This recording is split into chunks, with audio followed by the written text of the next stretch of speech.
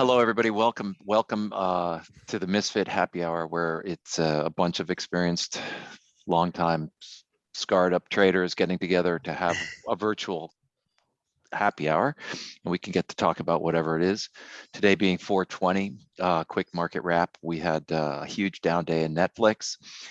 and yeah, with no bounce. Facebook got shellacked, I guess, just as because they could, and we're going to shift now to the conversation at hand of we've survived, and that it's 420, and so we all have funny stories around people and weed and trading, as well as the cannabis industry. So without further ado, today's best friends and awesome misfits is Charlie and Lucci himself. So, What's yo, going on, everybody? What's going on? Happy to share some stories here about weed and trading.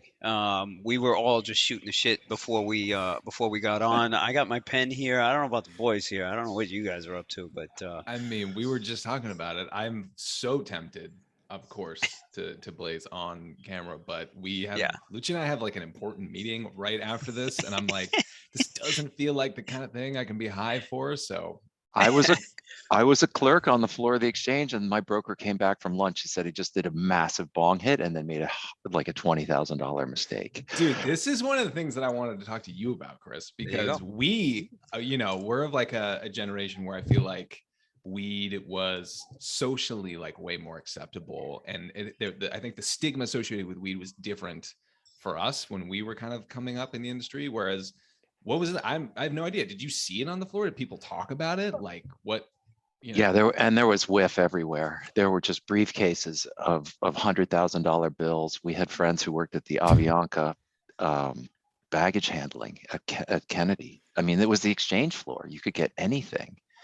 Jesus. You mean And like you could just buy, like, people, you knew people who sold weed who you could just get it from? yeah, not only that, I mean, the security guards smoked weed, and so it was all that. It was just a marketplace. The exchange floor, in a very kind of classy, quiet way, was a marketplace for anything you needed. I never saw weapons, though I did hear in the Comex some guy did sneak in some sort of automatic thing in pieces and put it together just to prove to people that he could get a gun onto the floor. Jesus, are you kidding me? True What a story. nut. Jesus But Christ. yeah, and so no, weed was definitely a big part of it. And the hippie culture associated with weed, a lot of bond traders were deadheads. So I can imagine through the bond pits and in the bond rings, there was a lot of weed being smoked. Because And it's a slower market and there's less shit to do. I think so. I think, right, they have a more of a macro bend, Right. uh, Right. right? And for some reason, there was a big psychedelic community in the bond pit. Huh. I What? wonder. I wonder what What? that correlation is right there. I'm very curious. Yeah. Very curious. How do you explain that? What do you think that correlation is? I was young. I was 19, 20 when I first started working on the floor, and it was it was 1980. So the 70s were right there, and so drugs were everywhere. And whether you saw them in high school growing up, and it was just a normal part of your life. People were getting thrown out of their house for Yeah. smoking pot, like me, Yeah. and Yeah. How so. far we've come, man. I really think about this really often. I think about this literally once a week, probably even more often. I think about the fact that you're walking down the street, you see 80 dispensaries, you get to take your pick here. Everybody's smoking on the street now. I mean, I used to walk around with a damn backpack with a pound of weed in it and a bunch of coke, and Mhm. I used to sell it to college kids. And college even back when me and Charlie were at school, they would have 420 events. And then I would think about this stuff and I'd be like, you're telling me we got away with this shit doing it in the open with impunity. And all these people are in jail for this shit and I got arrested. I got arrested twice, three times for this shit. Where when did this ever make sense? This whole situation, man. You know? And then the Woodstock and all that kind of stuff in the 70s or whatever, everybody was doing it. So we have this relationship with the drug and then you have this horrible side to it where mass incarcerations are happening and all this kind of other stuff is happening. And I think about this at least once a week. I think of how fucked up this is. Really. I mean, I do too. the worst thing that I can think was a side effect is that you ate too much. Right. Right. Yeah, what is You it? know. What's it saying? Like drunk drivers go through stop signs, high drivers sit there and wait for it to turn green. Isn't that like the like, you know, And yeah. do not execute orders when you're stoned because you'll make a mistake. Man, I remember this one time at the loft in New York where I'm staying there with Charlie and our other business partner and a friend and a really good friend of mine. And I smoked before. I think I smoked after a trading session, and I had to teach class. And Peter, our other business partner, was sitting right next to me, and he's always just there working. I don't know what the fuck he's doing, but you know what? He was there watching anime. Yes, he was Asian. I don't know if that has anything to do with it, but he was watching anime and doing something on this computer all the It was fucking time. So there was always clattering happening. We had always, no idea what was going on. always, But yeah. you know. And it's 7 o'clock at night. I'm high. I just smoked, and I have to do a trading class. And I looked over at him, and he immediately knew what was going on, and he started teaching the class. Oh, perfect. Oh, he just And stepped in. I don't remember he that. just That stepped in. He stepped in. Wow. I looked at him with this horrible face. I can remember the face. It was just like, dude, I can't fucking do this, man. And then I tried to do it while trading, and my mind would just wander in so many places. And then it would get attached to something, and I'd jump into it, and I'd be like, oh my God, I'm high and I'm trading. I got to get back over here. I got to divert my energy back over here. And that's what would happen. So it just doesn't work for me. Caffeine's a great drug for trading. There you go. Right? But it doesn't affect me. I can't feel the effects of caffeine. You know, the only time I can feel the effects of caffeine is when I don't eat in the morning and I drink coffee. My body feels freaking like it just did coke last night. You know what I mean? You wake up and you have this weird feeling. That's how I feel when I drink coffee. Yeah. So I would go with the microdosing. I did it for a while with Charlie. Charlie and I both did this. I think Charlie dabbled a lot more than I did. Yeah. And I had interesting results with the microdosing. Yeah, you still go ahead. I was going to say microdosing and trading, microdosing and performing at anything. I feel it's all about the dose, right? Really getting that dose size right. And we're not. I think we have to say this out loud. We're not like endorsing anybody doing anything illegal. I think just as the CEO of this company, I just have to say that. Everybody, just like in trading, you make your own decisions, take your own risks. But I don't think they all know that you're the CEO. Do these people know that you are the CEO of Sang Lucci? I say it every once in a while. I put it out there. I got to remind people there's somebody behind the curtain. Folks, folks answer this question right now. Did you know Charlie was the CEO of Sang Lucci? Answer this question. Let's see what comes back. We'll put the shit on Twitter. Look, Everybody's see, saying Yeah, yes. Look at that. I'm so happy. I am so happy because I didn't think the world knew that you were the CEO of Sang Lucci. And if they didn't know, they need to know. Charlie's the man. So yes, to repeat, we are not advocating the use of currently illegal substances as a performance enhancement drug. Yes. Even though bullshit that it's full illegal. disclosure, it's completely insane. Charlie sent me my microdose. You know what I mean? That is not true. I did not send you shit. I did not send you anything. So there maybe a transaction was facilitated at some point, but I was hands off. I had nothing to do with that. Listen, guys, Charlie is just one of these dudes that just know shit. One of my roommates in New York City, he just enjoyed it so much. Like he would take all the shit that Charlie was doing, like diet, what he was doing for food. You got to realize, like Charlie was doing all this data analytics shit way back, man, and just all the weird biohacking. He like, was doing all of that. Yeah, he would just sit there and he would just try it. He would try to meditate in his room. And by the way, in New York, this particular spot, the other two bedrooms were protected more or less, but his bedroom was just straight open door into the loft. Had these glass doors that closed, but they didn't do shit. They didn't block out anything. And remember, this is a loft, right? People coming in and going all the fucking time. We're talking It was a about trading floor in the in morning. the morning, Yeah. at night when things are escalating. He could hear it all. He would meditate in the morning, and we would be so loud in the apartment. Like, there was people cooking and shit. He would be sitting there trying to meditate with door closed. You couldn't talk Trying. to him, right? We would try to talk to him. We'd be like, Charlie, we need this shit right now. And he'd be in there meditating. Hey, I was Luch, like, Luch, go do you ahead, ever Chris. think that the microdosing thing becomes a legit biz? I would ask the man about that. I would ask Charlie about 100%. this. 100%. We're, it's a matter of time. We're like 5 He to said 10 years away. But 100%, Katie. I He would didn't guess. say 99.9. Not right? He didn't give you the little disclaimer. No, This yeah, kills no, I think 99.9% no germs. disclaimer on that. Yeah, dude, we're there. There's just so many. You can see it's the same thing as cannabis. You can see everybody. And Lucci, I want to talk to you about your investments down there, because you can see everything happen in the psychedelic space the same way it happened with cannabis. But so many people miss the boat on cannabis that they're positioning themselves to make sure that they don't miss the boat in the same way with psychedelics. And the potential markets for psychedelics are even bigger in some ways. It's like, yeah, it's going to happen. It's just a matter of time. The Biden administration today, there was a headline on Twitter late just before the show about they're trying to work with Congress now to find it federally legal in the cannabis. Yeah.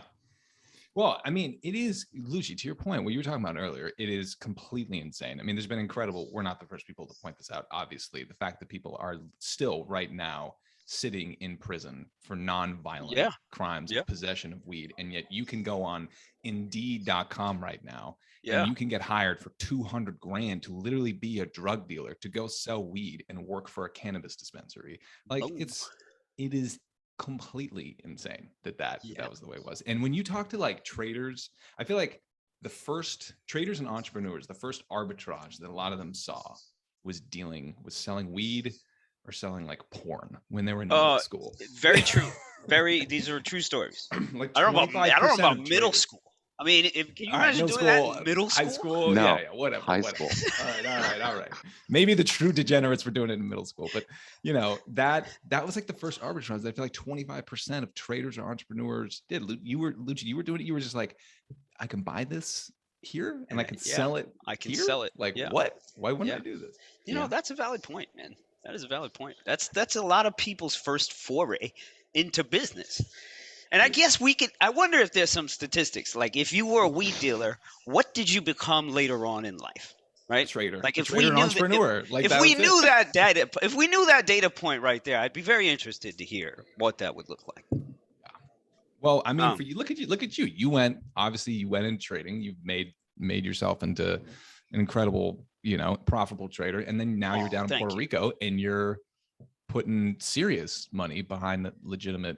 Is it a grow operation? What's the deal so to Katie's point about the legalization, right? The federal legalization. That's the play here in Puerto Rico right now, because and every state is different. And by the way, I am no expert in the cannabis industry. I smoke the shit. I am not an expert at in this whatsoever. So I'm just reporting what I've seen. But you've been at some tables and behind the curtain in a way that a lot of people have not. So I'm just throwing out what's happening here and then what I've heard about other states. Puerto Rico is going to be a play on legalization, because right now the dispensaries ain't making shit. Dispensaries is a losing business right now, and they're all hurting because there's so much fucking weed. There's so much weed. So all the indoor grows on the island. Now remember, this is Puerto Rico. We pay, if you look up what you pay for electricity. Oh, right. Electricity is the most ridiculous shit. I'll give you this office is like $1,700 a month in electricity, bro. With those screens and yeah. So if you got an indoor grow, which everybody has, right? Your cost to produce a pound is like $1,300, $1,200. It's up there. Now you were selling pounds for $5,000, $4,000. You were. And that was a good life at one Yeah. point in time. Right. And now prices, they've had to drop prices. So now they're almost at break even. They're selling pounds for 2,000, a little bit plus, even Whoa. less now. Whoa, You know what I'm saying? 454 grams in a pound. Exactly. I didn't know Right. that. Thank you. Thank you for that. Thank you for that tip. Because you would always think like, how much is in that blunt? It's like 2 blunts, and then Right. is it an eighth? What the fuck am I buying here? What the, you know? Right. We never did fractions like you guys. You guys were in the pits doing fractions, man. Yeah. Yeah. I mean, Shit. what is so if it, I mean, I'd seen in LA at some of the dispensaries, it was $10 a gram, which is still pushing out to $4 a pound. There you go. There you go. So other states are going to be completely different. Other states, Mhm. the dispensary model still works great because they limit the number of licenses that you can get. There's only a certain amount, blah, blah, blah. Mhm. There's different factors. But here in Puerto Rico, now the outdoor grows are more favorable because if it gets legalized, everybody's going to Mm. need this shit. And you can ship across the global or Oh, whatever. right. So now you Right. can just start Right. making shit and shipping it anywhere. Right. Puerto Rico has 2 or 3 grow cycles. You know what I'm saying? Hmm. Colorado or whatever would only have one. So Oh, yeah. that's Good point. your advantage there. Then you have the tax benefits, right? Yep. Then you have all these other fucking incentives, okay? And now if it goes legalized, the outdoor cost of production is like $200, $150. Then you convert to oil to juice the THC you lost from because you can't grow stuff like the indoor guys can. You're not going to Mhm. come in at 29% THC or whatever. You're going to come in at 20, 21. And then you juice that in the conversion of oil, right? And then you just go for wax and you go for all these other products or whatever. Because everybody wants the distillates. Everybody wants the other shit too. There's a huge market for the oil and all that. So Right. it's a question of how much percentage you want to grow and then do oil, but that's what's going on in Puerto Rico right now So how as big? as a state. So how big is it? Like, when you're walking around down there, you're going to events, networking events, and stuff like that. Like, crypto is obviously huge. Trading generally is huge. Is cannabis as big of an industry? Is it? Do people care as much? Or yeah. Absolutely. It's just people don't talk. People down here, they still got that old school. This is still, we got to realize, like I said state earlier, but this is not a state, right? It's a commonwealth. A lot of locals here, they think it's the fucking last colony too. You know what I mean? So there's a lot of other stuff that happens here, Yeah. So from the cannabis perspective, there's tons. It's just they don't talk. There's a conference, but again, they don't share information. Everybody's worried. Everybody wants to. There's a massive amount of competition here. Huh. And that's Do you, that's different than trading. That's different than crypto. That's different than normal As far trading. as it's much People different. communicating. Yeah. Crypto, everybody wants to tell the whole world. If you found some shit on crypto, immediate thing you want to do is go fucking post about it and tell your boy and tell somebody. Right. is So it's different. is the propagation, is it seeds or is it cuttings? It's seeds. Where do the seeds come from? Are you guys letting some males and then you have males and then you just let the females get seeded out and then you just create seeds from that? Is that how it goes? The reason why I'm laughing is because there's a rule here in Puerto Rico where you have to buy your seeds from inside Puerto Rico. Nobody makes seeds in this fucking country.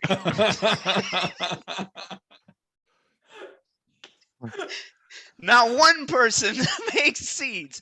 There is no seed company here in Puerto Rico. Right. It's like the Netherlands have the seeds, right? So how does everybody have a grow operation then? I'm telling you, man, this shit is all fucked up, man. This shit is, That's amazing. Hey, tell us about what's up with your power?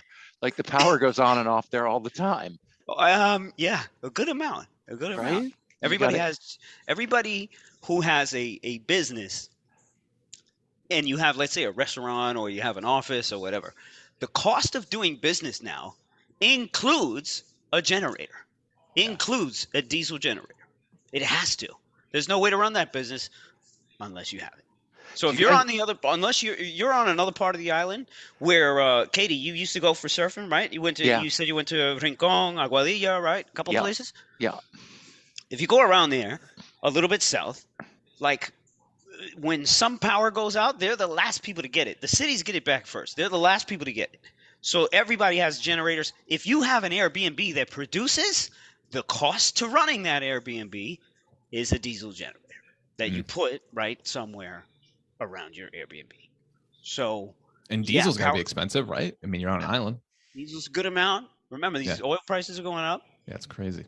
What is So gas on there? I mean, in California right now, it's you routinely drive around and see like 650, 680 for 87 for unleaded. that's insane. I Yeah, it's think like you feel like you're in Europe um or something. It's fucking crazy. did I really just hear that? Yeah. Did you just tell me 680? Yeah. I mean, Oh in some, fuck. especially in San Francisco, like in certain corners, where there's like a high traffic intersection, it's insane. The line for Costco, I always fill up my gas at Costco, and it's like, you feel like you're in the middle of like an oil embargo, but it's just a Wednesday afternoon. It's just like this crazy 20-car line for every single pump. It's nuts. I don't even know. I don't even know what to say right now. The fact that we're It's, paying this.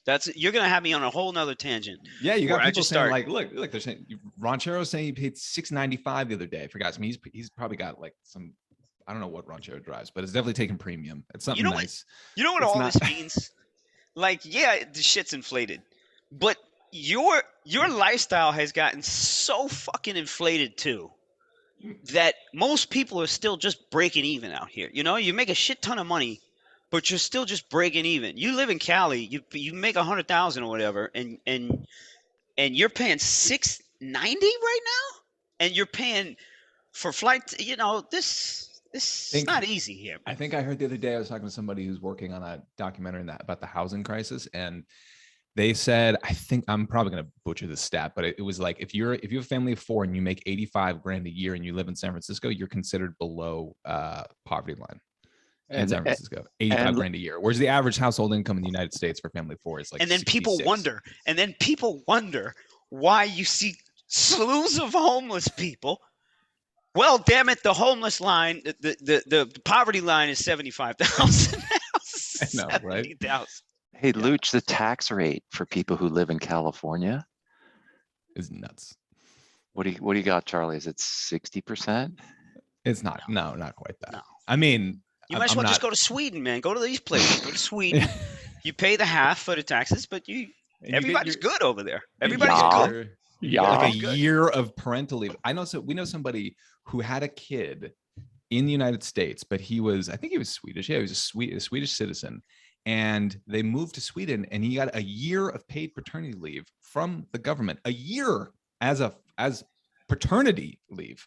And he hadn't lived in Sweden in 15 years.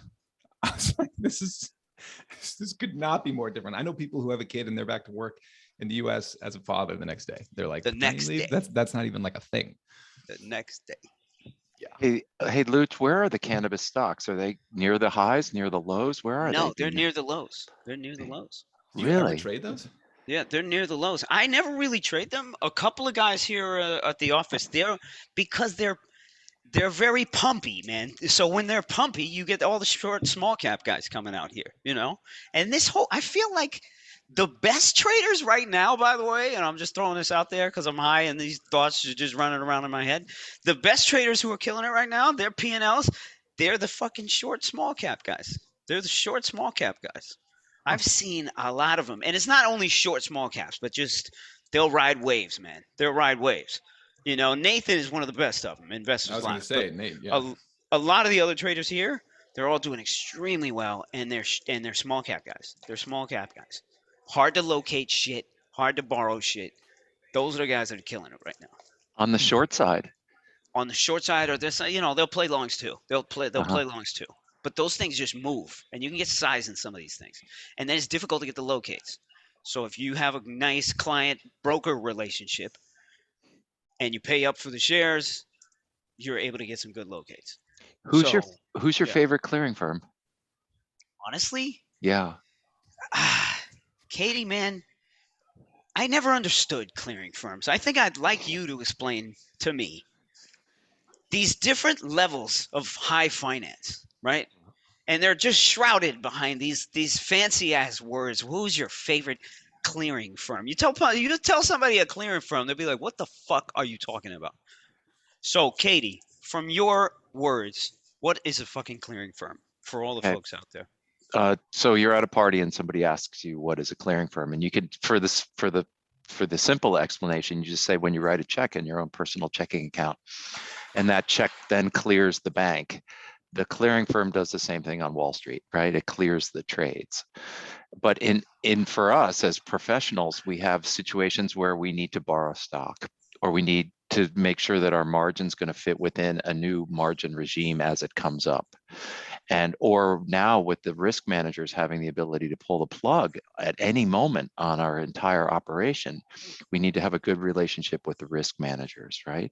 So the idea of a clearing firm charges us commissions to execute our trades, but also inherent in that is that we need to have, and the word would be a relationship, right? We need to have a good relationship with risk.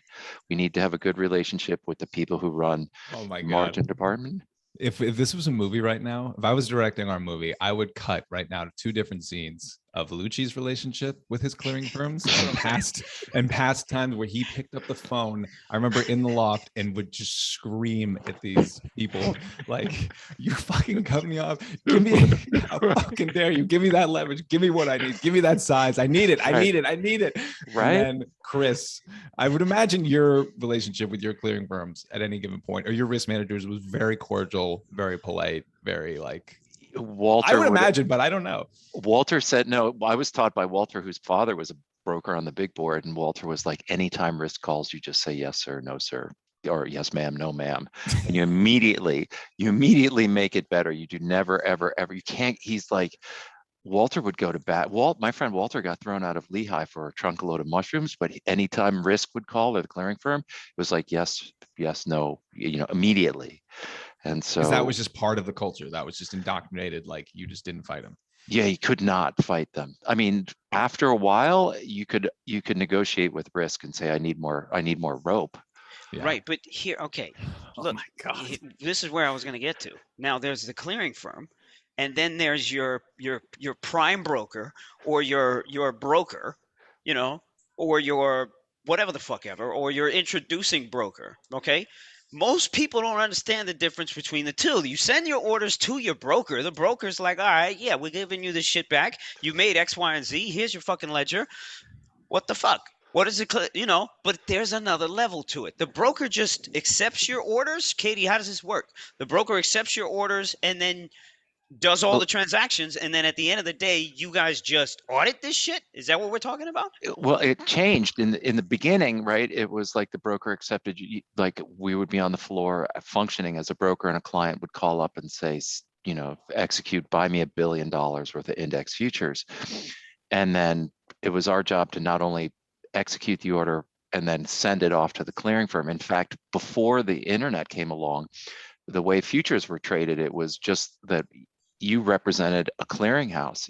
In the bond pit, say in the late 70s, a broker would sell 5,000 bonds in one slug, and they'd say,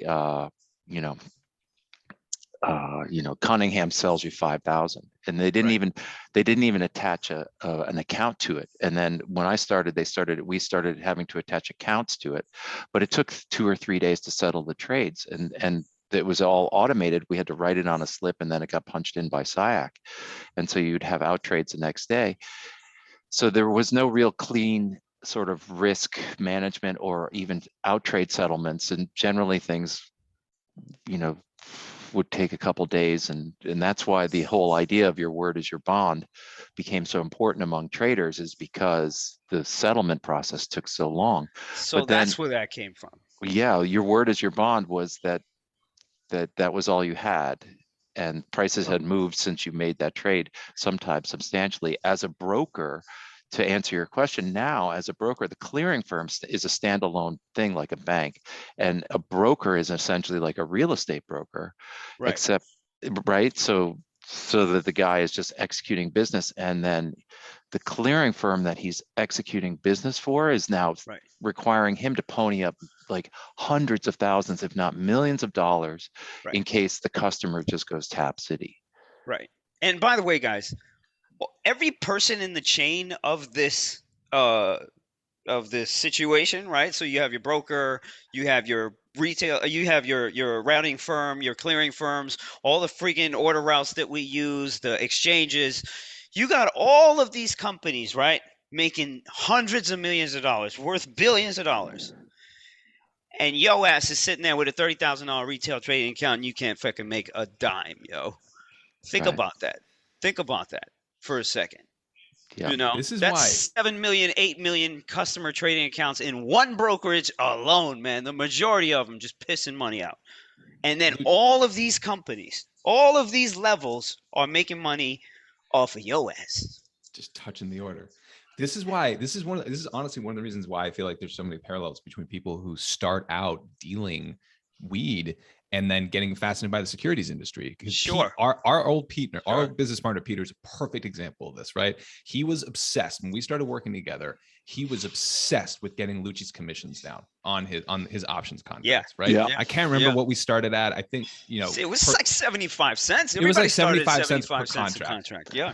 Which is cheap. That's so cheap. But It's Lucci was so pushing expensive, bro. volume. Lucci was pushing volume. And We got it down. His flow was like so Yeah. juicy. People were like salivating over the ability to handle Lucci's orders. We got this shit down to 20 cents or 15 cents. And the introducing broker was still making a full salary off of me. Just me. Just me. Just Lucci. He would come over to the loft and bring us in and just be like, you guys are the best. Anything you fucking need. He would run interference between Lucci yelling at Risk and them. And he was doing everything he could to keep us around. But Pete had this map in his head that I could never get into of like every single person who touched our order. And I remember one time smoking with him late at night in the loft. And I was like, well, how do you have this like line of everyone who's involved? He's like, it's the exact same thing as drug dealing.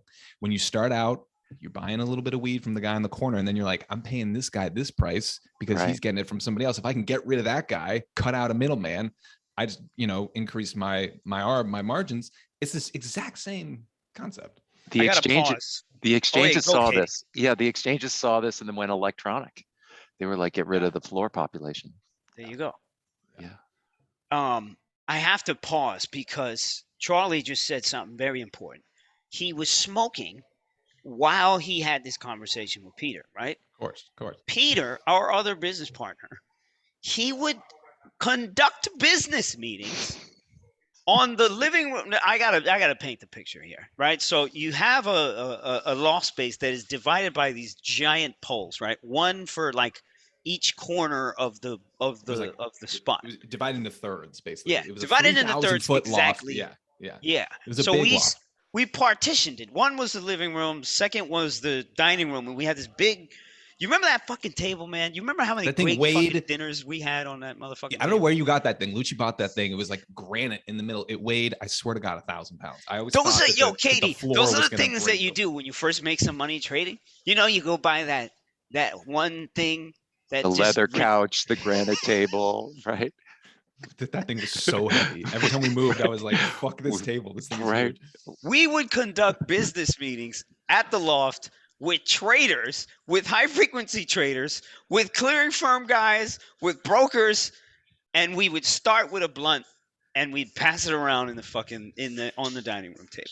And let me say this. In the beginning, that's how we conducted meetings. And I was we smoked so much, bro. Good God. And I said to myself in the beginning, I was like, we're just young idiots. And we were like, I was 24, 25 at the time. I was like, at some point, we're going to grow out of this. And then I remember as we got further into the industry, we started meeting bigger people who were bigger and bigger, whatever. Big time people were coming into that loft who were at senior positions. I'm not going to say names, but at big time prop firms and whatnot. And they would come in, they'd be like, I'm high every day. I smoke every day. Like, pass me that blunt. And I was like, oh, it's not just like young, dumb kids who are doing this. Like, it's everywhere. It's at every level of this industry. People are smoking and operating and especially developers like quants and stuff like that. like they were all super high all the time. Super high, bro. They were always smoking all the time. It was crazy. Imagine sitting there looking at data for 14 hours to solve a problem that could give you a 0.005 cent scalp opportunity that you could do 9 million times a day, man. You know, what fucking kind of mind do you have to do that shit? High Let's brain. let's A be high mind. serious. What mind do you have? What mind could you possibly? I think Katie could do it. You think Katie could do it? I think he could do it. I try not to smoke weed and trade, and I Right. haven't, right? And used to smoke weed all the time and ski, and then I ended up getting hurt a lot. And Did you? and Like yeah, big I, injuries or small injuries? like I separated my shoulder 9 times, and I had Oh 3 my God. Dude. and reconstructs, because you ski great until you don't. Yeah. And as I know with anything, right? And so it's an interesting question, Luch. Like, what's the future? Is the microdosing the future? Is the business of microdosing the future? Is the business of, I mean, cocaine is gonna have to be legal. Opiates, why won't we have like opiate bars rather than just bars? Man, this opiate stuff is really bad, guys. It's scary. It's scary, man. This It's stuff different. I mean, those drugs. I think generally I'm in favor of decriminalization across the board. I think it's just ineffective to criminalize drugs, but all drugs are created equal to, or not all drugs are created equal Created in terms equal, of the right. impact that they have. Like imagine taking an opiate and trying to, I don't know, I'm sure there's people out there who do it, but who take an opiate and try and do something. Correct me if I'm wrong, but those are the kind of drugs that you take where you have that what they call that dope fiend lean kind of thing, where you're just keeled over and you're just there. That's the position that you're holding, and you're just so messed up. Those are the kind of opiates that we're talking about, correct? Yes. I mean, opiates is a Exactly. really broad class of drugs, right? I mean, it True. could be a painkiller, a mild painkiller, to like, something that's putting you into like catatonic state, essentially. Yeah. Yeah. And You meth see is these people on the street like this, and the meth. You're telling me meth is an opiate, correct? no, I'm saying No, meth isn't meth's just amphetamine. like a trash drug. It's like the low, Okay. the low budget, low rent drug. Okay. Yeah. But you see these people methed out on the corner, or it's sad, man. Dude, you want to talk about San It's Francisco sad. again? Like you see people just in It's a sad. world of in a different world, and you don't get to that place from smoking weed. You can have problems from weed, but not that. But there are levels. There are levels of drugs, right? And I'm gonna get real crazy right now. There's levels of drugs in the sense that you could take an opiate, right, and end up on the street like that, your life fucked up or whatever, or you could watch Netflix for 8 hours a day. Is that not a drug too? Mhm. Does that not have ridiculous consequences? Granted, not on the same level, but we sit there and we try to measure these levels and see which one is worth, you know. And meanwhile, we're sitting there. I'm sitting there at waste time on Instagram. Waste. Dude, yeah, you get pulled. I binge Instagram sometimes. I had to delete Waste. that off my phone. You binge. You like open up your an hour later. You're like, what the fuck did I just do? It's like you black out or something. Hey, is the thrill of the chase, like when we're trading and we're in that flow state, is that a drug? Yes. Right? Like a flow Absolutely. state experience is a drug. Absolutely. Because Like you're always trying to get back to it. You're yeah, always trying. Your whole livelihood is trying to get back to that same moment, and a recreation of a moment with that energy, I should say. You know. So we're yeah, always trying to get back to that same energy, that we were at in those flow states. But we come out of those flow states, and it's like, fuck, how do I get back? Or not even just the first flow state, right? Like the first big trade, the first big win. Like how many times have we seen this of people who come into our educational courses and stuff, and they're addicting. They tell you that story of buying some lotto option, and they get this crazy surge of power and endorphins and dopamine, and they are like, that is burned into their brain. They are chasing that thing, man. Look, Dylan is saying supposedly trading can even increase your testosterone and dopamine. There you go. Yeah, there you go. So I wonder if all trader males have, like, nobody has problems with low testosterone. Right. Yeah, we're not Viagra customers. Exactly. That's a great. I think they did. Well, there was a book. I'm gonna butcher. It was called Something in the Wolf, and they talked about like trading and testosterone and sort of the psychopharmacology of trading in a way. And I think they talk about testosterone levels. I don't think anybody's done a real study on this, but Lucci, maybe next time we do another another neuroscience study. We'll check testosterone You levels for know, I traders. always think about that too, man. And it's like I had this conversation with Spencer just next to me because he was even asking me if I sold coke when I was younger. What a coincidence. He was even asking me earlier. He asked me that, right? So shit, I'm high. This is a perfect place to end it. This is the perfect reason why you guys shouldn't get high and trade. I just And forgot what I was going to say. Right, there you go. How about, do you ever trade angry? Is that like, these high emotional states, or whether you're high or whether you're just in a high degree of emotional Katie, agitation? look at me, bro. I'm an emotional fuck, man. Of course.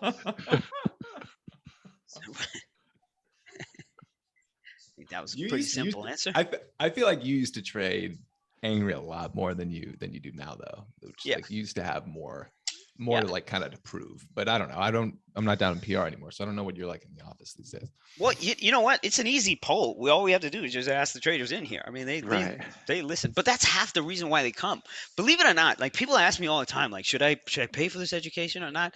I'm like, dude, just get a fucking desk for a month and sit there and just listen to shit. Yeah. To me, that's way more of an education than paying $3,000 for a class or paying this or that or whatever. But people don't think like that. I Yeah. still can't understand why. You'll pick way more up if you just sit here and just soak some shit in. But people don't move like that. People don't believe like that. So they'd rather take a class. And then you take the class, you're not even motivated, and you're not even consuming 100% of the information. It's very silly. I did see a poll of lots of people on Gallup that said what were their expenditures looking like in this inflation thing, and they were cutting back on travel and partying and restaurants. But of what did go up was just like they were going to spend more on food, rent, and education. So, Hmm. and we also know that it's, financial literacy month. So it is a Yes. skill that people need to have, Yes. and so maybe the idea of hanging out and listening to you teach is their best, cleanest, closest way that they can actually integrate their life into integrate their life into your life or your experience, right? Couldn't And say it better, Katie. Dude, Couldn't say Lucci, it better. this has been really interesting to talk to Chris about this, because he's made this point to me a couple times, and we have conversations offline, and he's like, we've always, I think, looked at trading not as like a fundamental life skill set or anything. It's like, okay, if you're going to take this risk, and it's an incredibly hard, difficult thing to do, if you're going to do this, we'll teach you how to do it. Come learn from us. It's almost like a harm reduction thing, right? Like, if you're going to go do this, if you're going to take this drug, come, we'll give you a really good fighting shot. Whereas Chris is like, people need to know how to manage their money, how to trade, not just invest in the S&P and passively put in there, but like trade and manage their money and get an actual return on their capital. And that's been like a paradigm shift for me, Chris, in terms of the responsibility you feel like people have in order to learn that skill set. I mean, the Fed's not going to raise rates, Luch. They can't, right? They don't have a stomach for it, which means that because rates are negative, that means it's a momentum-based trading environment.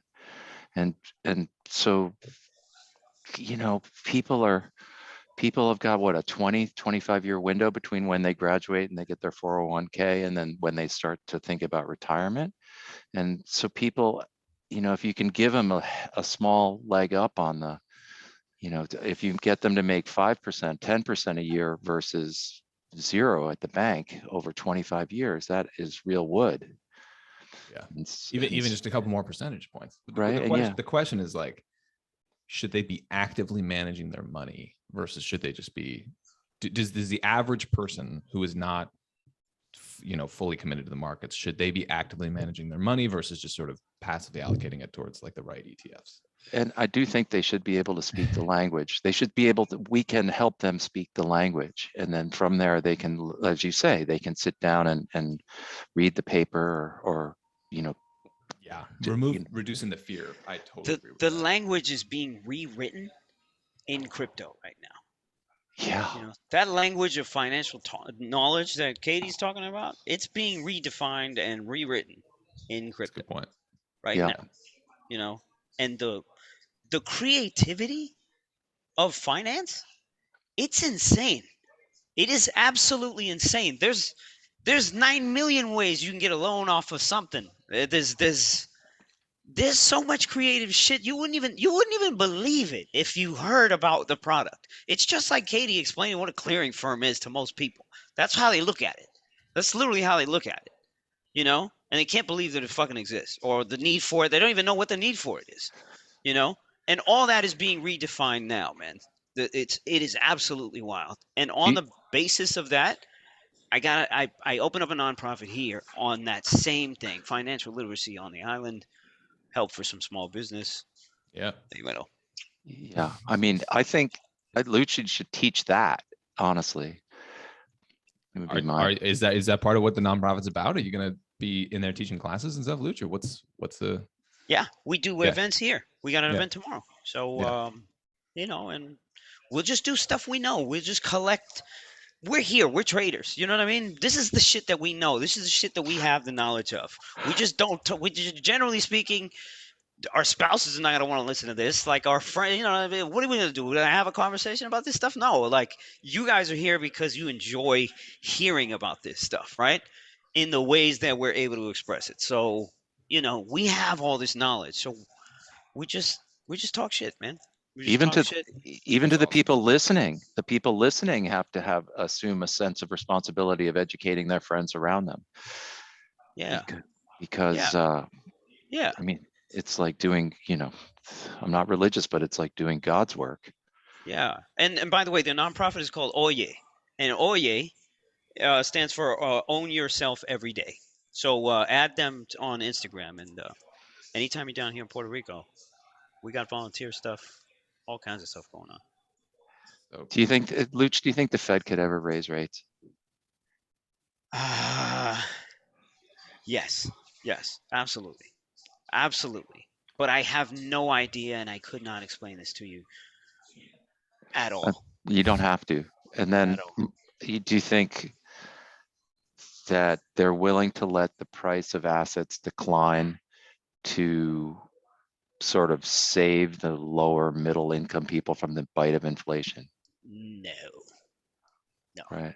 I don't think so either. I think they'll let middle class go further into lower class. Right. And because politically they don't have an option. In other words, if they let asset prices decline in Yeah. the face of high gas prices, that's just Carter. And that's, they lose everything then. Yeah. So who knows? The supply chain predictions they got for the next couple of years, and who Have, knows what our stuff is going to look like, man? Who knows ha- if you can get a supply chain to sell fucking weed or even get milk, like this people are talking. It sounds crazy, but it's all possible of happening. It's all very possible. And it might sound crazy and it might sound scary or whatever, but these are all very plausible. I think COVID has taught us that much. and do you think there's a point, do you see the way the yen has been crashing, right? The idea is that the Japanese are just, they're going to print because their inflation rate is not as high as everyone else. Exactly. And You got a window. right. That's the Fed's plan, apparently, is to have the Japanese print. And so, I mean, you could argue then that the upside is easy in stocks. Yeah, that's what I was about to say. Where's the trade? Just buy it all, right?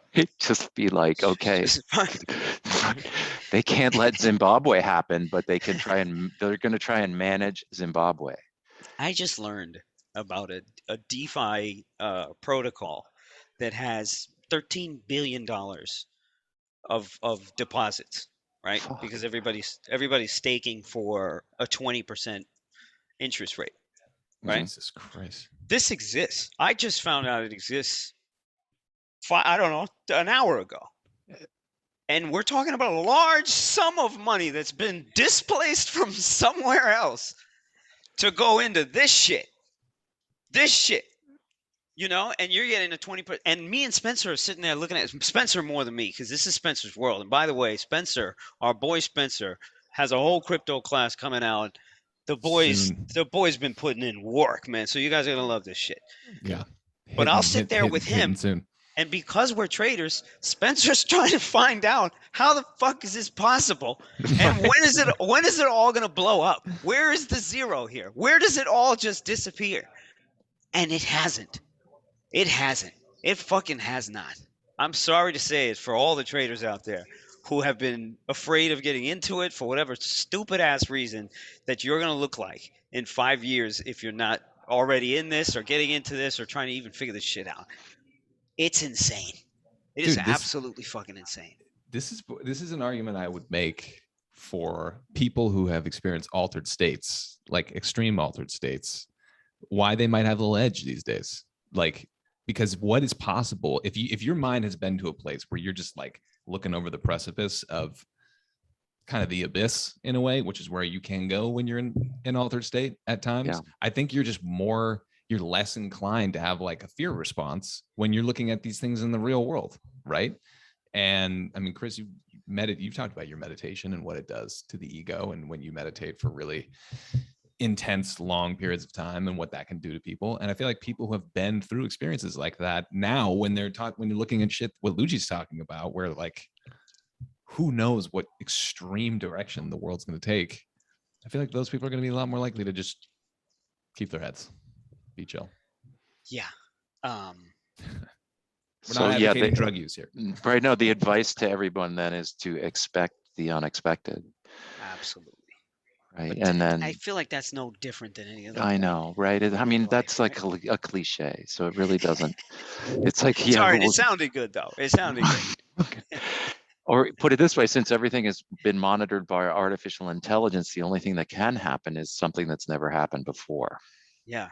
You know what he said to me today too? He said it's too. Spencer looked over at me and I said, we were talking about this one protocol. How does it exist? And he's like, at this point, with that amount of money, it's too big to fail. That's what he said. Yeah, right. Like, that's their dude. You ever hear? Hey, Luch, you ever hear the saying like, if the That's what he said. the Fed can make themselves right, they have enough money to just put the price wherever they need it to be. Exactly.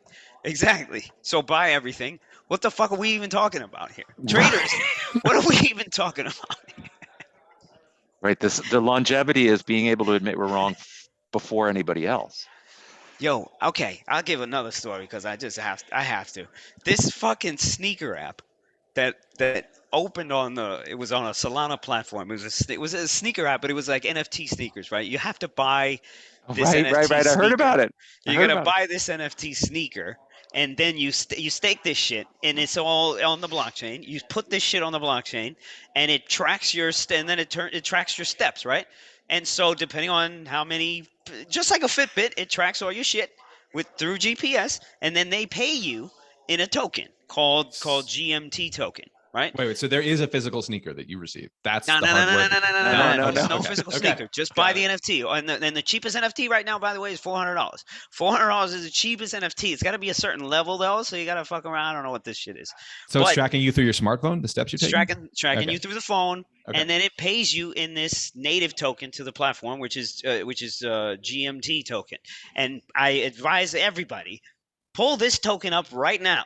Right now, pull this shit up. I don't even know. I should be able to share my screen. Maybe one of you guys can do this shit. I'm a little bit too high. But pull this shit I up. wouldn't even know where to look. I wouldn't even know where to look. Pull this shit up. Go to cryptowatch.com or coinmarketcap.com and pull up GMT token. This shit is backed by some of the biggest VCs, Sequoia Capital, all the big crypto VCs are up in here.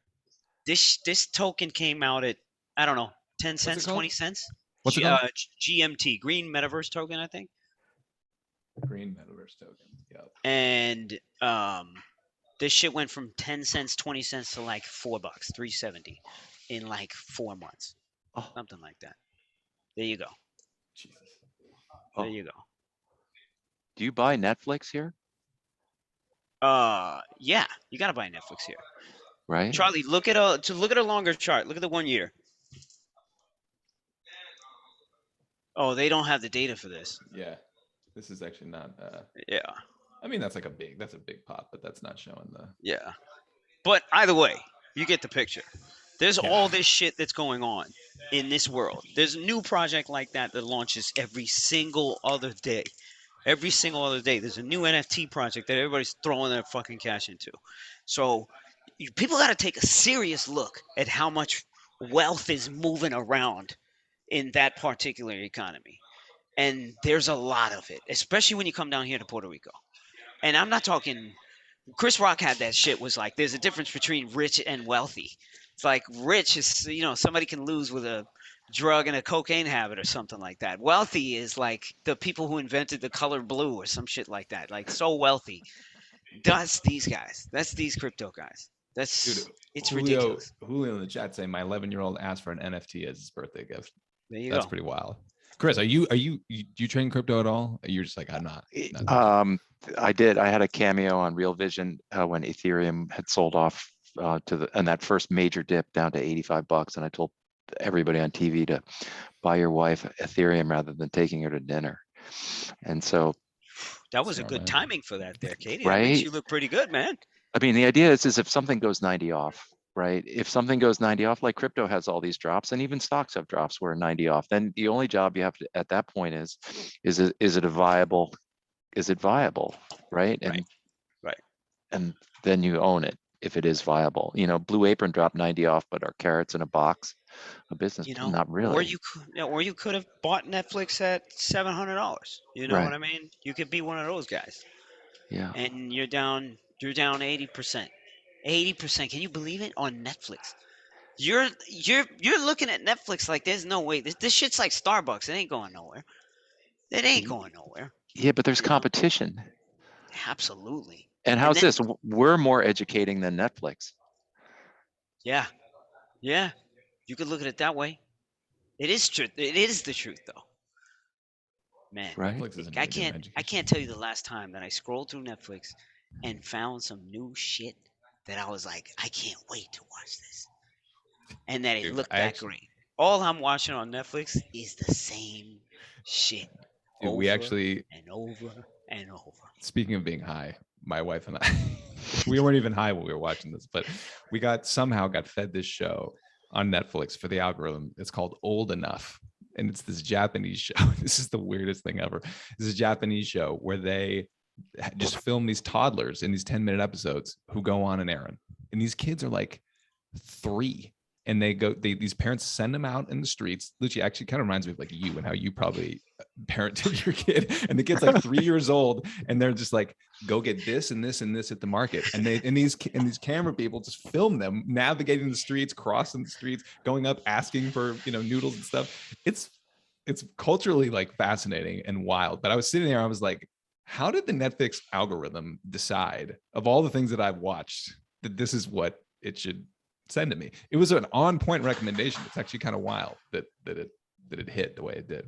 Yeah. But So there's always losers, and then look at the other side of it. There's hacks, $200 million, $300 million, $1 billion hacks happening all the time.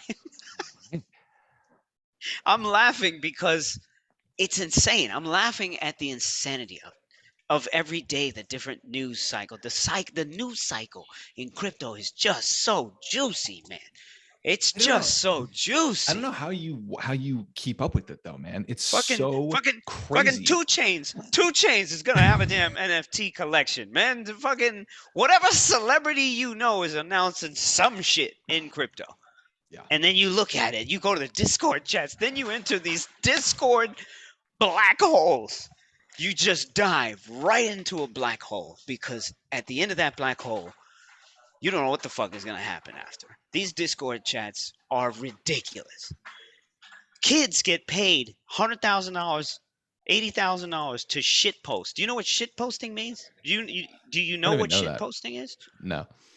Shit posting is the majority of the time you cycle through the same stuff, because so many people are entering and coming back out the chat that you have to continue re-entering all this shit. So it's just automated bots that are doing every single chat feature. But then you have to also answer questions and all this kind of stuff. But then you got to hype people up, talk shit, say dumb shit. And they get paid to do this. It's like me going on Twitter rants. You remember how I used to do? It's like me doing that and getting paid for it. Basically what you did. So currently we have no answer in regards to the state of the crypto, the NFT We currently think that Netflix, you can bottom fish. We also Yes. think that potentially there is an equal opportunity for the market to go higher or lower, which is generally extremely, we're both generally bearish at all times. Yeah. Um, Yeah. I think BTC still goes under 30. Wow. there you go. I think it still goes under 30. I think you get it under 30 and then fucking buy the shit out of it. There you Buy the living shit out. You know. We might have to wrap it on that because Lucci and I gotta gotta hop. get to a call.